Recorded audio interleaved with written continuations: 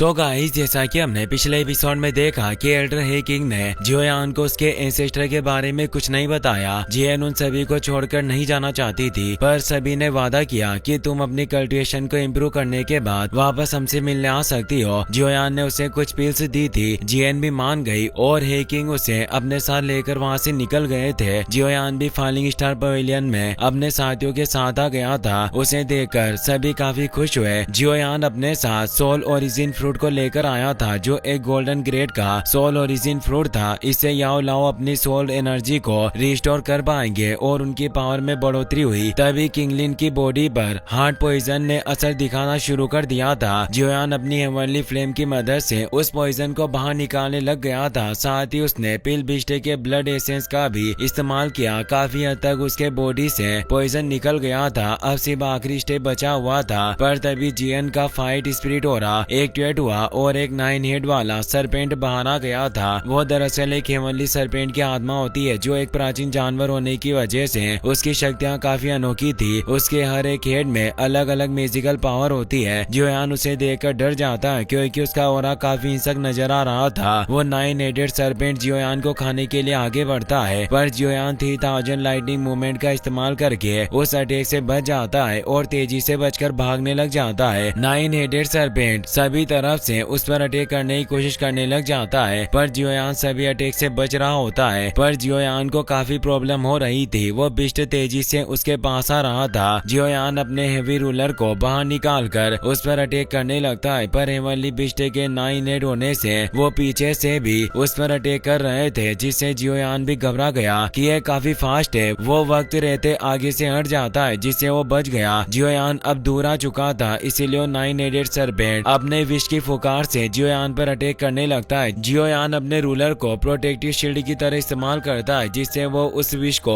रोकने लगता है। लेकिन वो पॉइजन उछलकर किंगलिन की तरफ भी जाने लगता है, पर उसे 9 हेडेड सरपेंट का एक हेड उसके आगे आकर पॉइजन को रोक लेता है। यानी वो सर्वेंट किंगलिन को प्रोटेक्ट कर रहा था और वो 9 हेडेड सरपेंट क्लैन के एल्डर का बिस्ट नहीं है। जियोयान सोचता है कि ये होल लड़ने के लिए काफी छोटा है, इसलिए इस लड़ाई में मेरे हाथों गलती से किंगलिन को चोट भी लग सकती है। पर तभी वो पाइथन वापस से जियोयान पर अटैक करने लगा। अब उस 9 हेडेड सरपेंट के दूसरे हेड से भी अटैक होना स्टार्ट हो गए थे। हर एक हेड में अलग अलग पावर होने से जियोयान पर कभी फायर से अटैक हो रहा था, तो कभी उस पर आइस से अटैक हो रहे थे। जियोयान 3000 लाइटनिंग स्पीड से उन सभी अटैक से भी बच रहा था, पर वो सरपेंट सारे अटैक एक साथ करने लगता है। जियोयान समझ जाता है कि इस स्नेक हेड के हर एक सर में अलग अलग एट्रीब्यूट एलिमेंटल पावर है। जियोयान तेजी से वॉल पर रन करके उन सभी अटैक से भी बच जाता है। जियोयान पाइथन के हाथ नहीं आ रहा था, इसीलिए अब वो 9 हेडेड सरपेंट अपने सभी एलिमेंट की पावर को मर्ज करने लगता है, जिससे एक काफी फियर्स एनर्जी का गोला क्रिएट होता है। जियोयान सोचता है कि मेरे पास अब बर्बाद करने के लिए और ज्यादा वक्त नहीं है, मुझे अब एक्शन लेना होगा। और वो अपने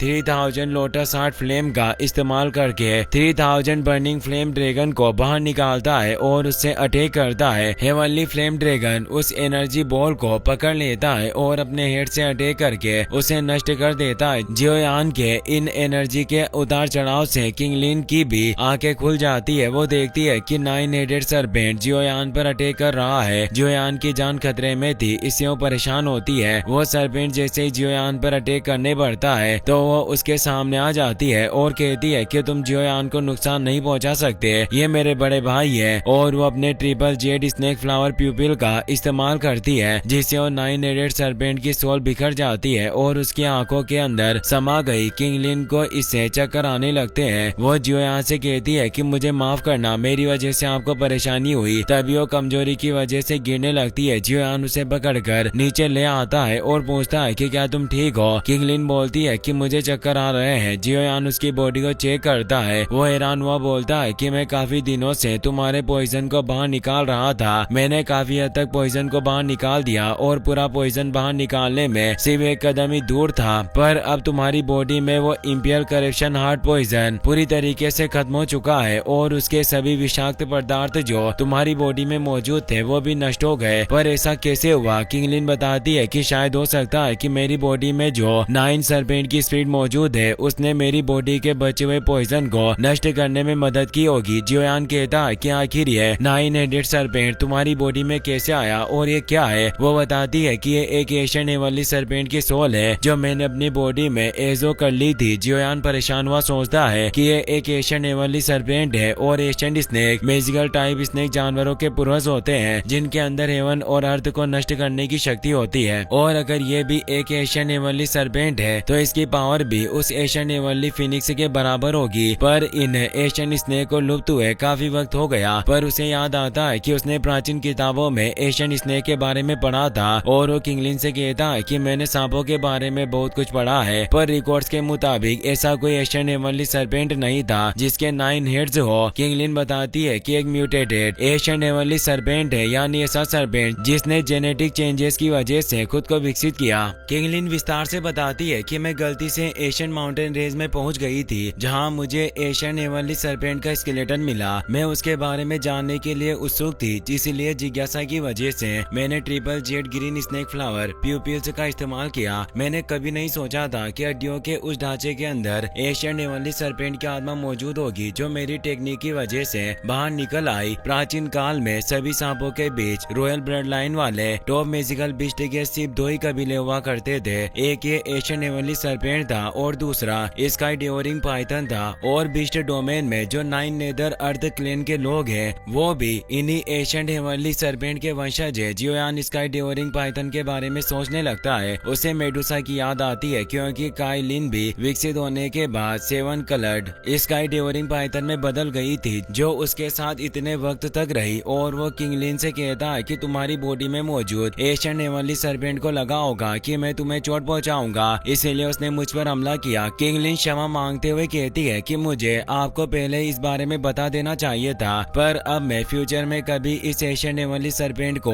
आपके लिए परेशानी नहीं बनने दूंगी। जियोयान कहता है कि तुम चिंता मत करो, जब तक वो पाइथन तुम्हारे लिए कोई खतरा नहीं बनेगा हमें उसकी फिक्र करने की कोई जरूरत नहीं होगी। और अब उस इंपीरियल हार्ट पॉइजन को भी तुम्हारी बॉडी से पूरी तरीके से निकाल दिया गया है, इसीलिए अब वक्त है कि तुम अच्छे से आराम करो और तुम्हें अब किसी भी परेशानी के लिए चिंतित रहने की कोई जरूरत नहीं। किंगलिन उसे थैंक्स कहती है। अब वो दोनों वहाँ से निकल जाते हैं। वहीं अब हमें फॉलिंग स्टार पवेलियन के मेन हॉल का सीन दिखाया जाता है जहाँ याओ लाओ उस गोल्डन ग्रेड के सोल ओरिजिन फ्रूट को अपनी बॉडी में एजो करने लग गए थे, जिससे काफी तेज एनर्जी वेव उस टावर से रिलीज हो रही थी। वेनरेट फेंग जियान भी वहीं मौजूद थे। अब जियोयान भी वहाँ जाता है। फेंग उसे देखकर खुश होते हैं। जियोयान उन्हें रेस्पेक्ट देकर थैंक्स बोलता है क्योंकि उसकी गैर मौजूदगी में फेंग जियान याओ लाओ को प्रोटेक्ट कर रहे होते हैं। याओ लाओ की सोल बॉडी उस सोल ओरिजिन फ्रूट की वजह से काफी हद तक रिकवर हो गई थी। जियोयान कहता है कि ये सोल ओरिजिन फ्रूट वाकई काफी इफेक्टिव है। टीचर की ओरिजिनल सोल एनर्जी अब और ज्यादा स्ट्रॉन्गर होती जा रही है। फेंग जियान कहते हैं कि ये फ्रूट गोल्डन ग्रेड का है, इसीलिए भाई याओ लाओ को इस फ्रूट को एजो करने के लिए अभी भी काफी लंबा समय और लगेगा। जियोयान कहता है कि इतने वर्षों के इंतजार के बाद अब जल्दी वो वक्त आ जाएगा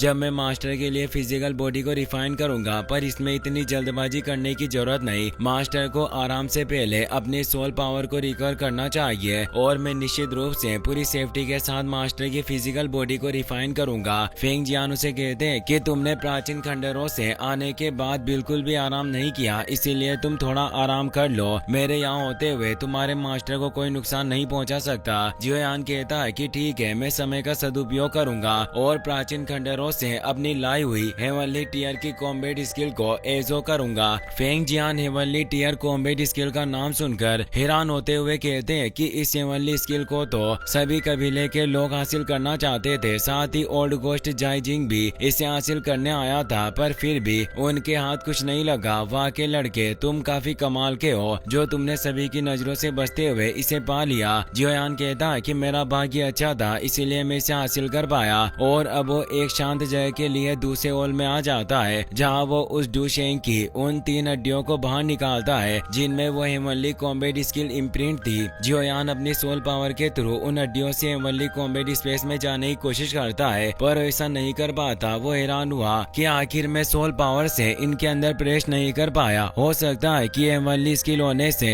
अभी भी ये एक सील के द्वारा प्रोटेक्टेड हो और वो अपनी हेवनली फ्लेम की मदद से उन डूशेंग की हड्डियों को रिफाइन करने लगता है। कुछ ही घंटों में वो हड्डियां हेवनली फ्लेम से रिफाइन होकर गोल्ड लिक्विड में बदलने लगती है। यह देखकर जियोयान चौंक जाता है। अब वो लिक्विड पूरी तरीके से रिफाइन हो चुका था। जियोयान सोचता है कि वाकई सेवनली स्केल पर एक सील लगी हुई थी और अब सील तोड़ते ही इसका असली रूप सामने आ गया। जियोयान उसे छूने लगता है पर उसे थोड़ा डर लग रहा था, लेकिन वो हिम्मत करते हुए अपनी फिंगर को उस पर टच कर देता है। वो लाइट जियोयान के हाथ के ऊपर जम जाती है। इससे जियोयान को बहुत ही ज्यादा पीड़ा होने लगती है जिसे वो सहन नहीं कर पा रहा होता। वो हेवनली लिक्विड जियोयान के हाथ में पूरी तरीके से फैलने लगता है। जियोयान को ऐसा लग रहा था मानो उसका हाथ टूटकर बिखर जाएगा, पर वो लिक्विड जियोयान की बॉडी के अंदर समाने लगता है। वो उसकी मेरिडियंस में भी प्रेस कर गया। जियोयान को बहुत ज्यादा चक्कर आने लगते हैं। वो लिक्विड अब जियोयान के हेड की तरफ बढ़ने लगता है, जिससे अब जियोयान उस हेवनली कॉम्बैट स्किल के स्पेस में पहुंच जाता है। अब हमें गोस्ट माउंटेन रेंज के अंदर हॉल ऑफ सोल्स की ब्रांच को दिखाया जाता है, जो जियोयान के मास्टर याओ लाओ की रेस्क्यू मिशन के हमलों में पूरी तरीके से टूट चुका था। उस हॉल ऑफ सोल्स ब्रांच के सभी प्रोटेक्टर बाहर आ जाते हैं, साथ ही सभी सोल एनोई भी बाहर आते हैं। वहाँ काफी सारी एनर्जी इकट्ठा होने लगती है और सभी सर झुका लेते हैं, क्योंकि वहाँ पर हॉल ऑफ सोल्स की एक एल्डर आ गई थी। सभी एनोई उन्हें 9 हेवन से सोरवेन कहकर संबोधित करते हैं, क्योंकि हॉल ऑफ सोल्स की 9वीं तियानजुन होती है जिसका नाम जियो तियानजुन होता है। वो बोलती है कि उस फॉलिंग स्टार पवेलियन ने मेरी हॉल ऑफ सोल्स की ब्रांच को नष्ट किया, इसीलिए इसका हिसाब तो हमें फॉलिंग स्टार पवेलियन से लेना ही होगा। सभी एनोई और प्रोटेक्टर नारे लगाने लगते हैं कि हमें उस फॉलिंग स्टार पवेलियन को नष्ट करना ही होगा और उस लड़के जियोयान और मास्टर याओ लाओ को भी वापस कैद करना चाहिए। जियो तियानजुन कहती है कि तुमने ठीक कहा, इस तरह से हम फॉलिंग स्टार पवेलियन से बदला भी ले पाएंगे और जियोयान के साथ याओ लाओ को भी वापस कैद कर लेंगे। अब वो वहाँ से निकल जाते हैं। इसी के साथ ये एपिसोड यहीं पर खत्म हो जाता है।